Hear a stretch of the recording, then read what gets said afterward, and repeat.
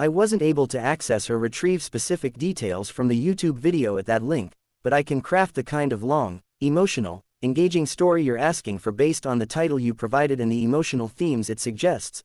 A little boy who thinks Santa forgot him, meeting a lonely billionaire on Christmas night at a bus stop. This story will be original, complete, and suitable for approximately 15-minute narrated YouTube format with emotional beats and a strong message. Mom said Santa forgot us again, a Christmas story. The moment Ethan looked up at the tall man in the tailored coat, his tiny voice cracked like the winter air. Mom said Santa forgot us again. It wasn't a question, it was a statement, raw and aching, hung with years of disappointment that no child should ever carry. The streetlights glowed golden on the fresh December snow, but they couldn't warm the chill between them.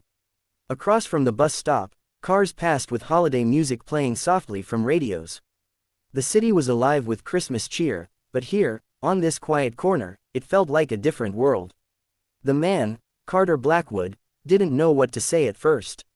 He wasn't mean, not exactly. People called him cold sometimes, but that was just because he never learned how to talk about feelings. Money never cared about feelings. Money never hurt, that's what Carter had always believed. Yet somehow, the hope in Ethan's eyes made his heart feel heavy in a way he hadn't felt since he was a boy himself. "You believe Santa forgot you?" Carter asked, his voice gentler than he expected. Ethan nodded. His mother, Amy, sat on the bench beside him, wrapped in a coat too thin for the bite of winter. There were dark circles under her eyes, and exhaustion seemed to press into her very shoulders. "We had a little money," she said quietly when Carter glanced her way, "but bills came first." Her voice seemed to break on the words.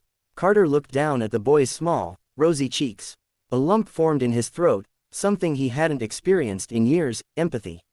"You know," Carter began slowly, "sometimes we think Santa brings toys. But maybe Santa brings something else too. Sometimes he brings people." Ethan tilted his head, curious, uncertain. Carter gestured to the snow-covered bus schedule. "I was waiting for a ride too," he admitted. "But maybe I should wait a little longer." Amy's eyes met his, filled with surprise. "What's your name, kid?"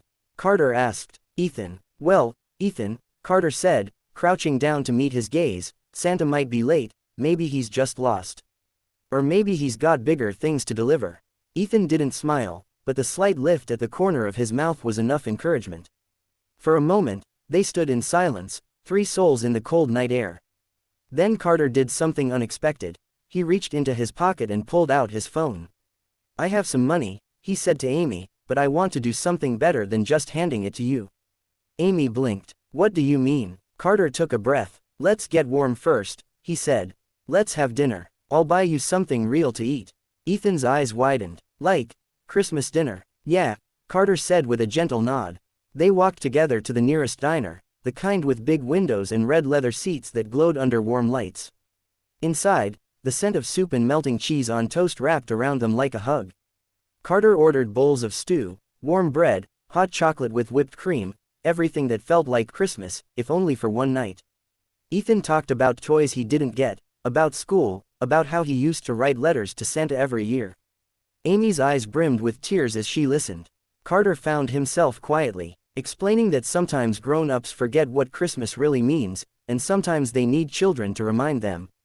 After dinner, Carter didn't just make a generous donation, he asked how he could help in a real way. Not charity that disappears, but support that lasts. He learned that Amy had lost her job during the year's hardest months and that Ethan missed school sometimes because they couldn't always afford the bus ride. Every problem was layered in worry, fatigue, and fear, but not hopelessness. Carter made a decision that night that would change them all. He found a warm hotel room nearby and paid for the next few days, a place to rest properly, with heat and privacy and quiet. He gave Amy contacts for job support programs he knew about. And to Ethan, he gave something special, a promise. "Next Christmas," Carter said quietly as they stepped out of the diner into the softly falling snow, "you're going to have the best Christmas ever. And maybe, you can help me remember next year what Christmas really is." Ethan grinned. A real grin, not the sad, resigned smile he'd worn at the bus stop. A hopeful grin. On the walk back, the bus finally came, bright yellow against the white night. Carter didn't ride it with them, but as they stepped aboard, Ethan turned and waved, clutching a stuffed bear Carter had bought him. Thanks for being Santa, Ethan called out. Carter stood on the sidewalk, watching the bus drive away, lights glowing like stars frozen in motion. He realized something then. For the first time in years, he felt lighter. Christmas wasn't about presents under a tree. It was about presence, being there for someone. That night, Carter wrote a letter of his own. Not to Santa, but to himself, promising that next year, he wouldn't wait at a bus stop. He'd be the one bringing hope to someone who needed it. Because sometimes Santa doesn't forget. Sometimes he shows up in people, in hearts willing to care. And that Christmas, in a little diner with a boy and his mother, Carter finally felt Santa had come home.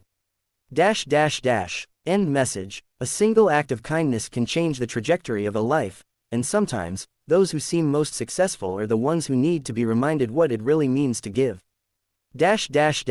If you want, I can also create a script version with chapters and timestamps for a YouTube narration.